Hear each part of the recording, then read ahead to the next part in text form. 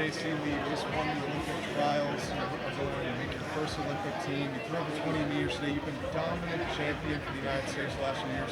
How do you feel about that? Yeah, I feel amazing. I feel like this was the last thing I needed to put on the shelf, becoming an Olympian, and now, my head immediately is going straight to how do I get the gold medal now. So, I'm kind of like that. I'm hitting my goldfish time now where I'm like, okay, you did it now, like, let's get home and, and sort out the rest. So you've been so consistent over 20 meters the last few years. It seems like you're creeping up on the 21. What do you think is going to make the podium in Paris? Yeah, I don't think you're going to medal without a 20 in Paris. And, yeah, it was the same as, you should ask Raven because she was pretty much spot on about this, wasn't she, about the trials number. But, yeah, I don't think you're going to medal without a 20 in Paris. It's going to be a big comp for women's shot put.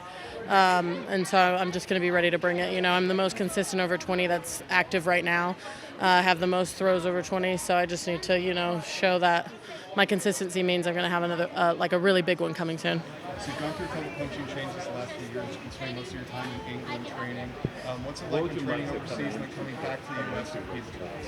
Yeah, it was hard, but, I've done it now for the other 2 years, and that was kind of in prep for this. So, yeah, I know how to come back here now, and I also know that I have a 45-minute flight to Paris, and the rest of them are going to be traveling for half a day. So, so what's going to be the game plan going into Paris? Yeah, I'm just going to do the exact same thing I did in Budapest. I have one meet, I think, July 6th in Hengelo, and then it's just going to be that 3 weeks of straight training straight into Paris. Awesome. So going from the prelims into the final, there are a few girls already passing in fourth place for a little bit. Is there any sort of doubt going into the final, or were you like, it's just business as usual?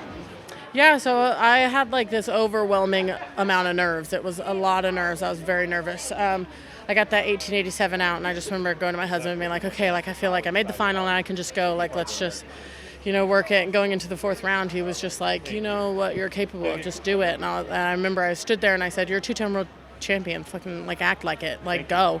And then I finally threw that throw, and I was like, okay, that'll do. And I tried to come back, but I had already kind of had a bit of a meltdown. So the last two throws weren't as great, but yeah. Okay, thank you so much. Thank Chase. you. Congratulations. Thanks.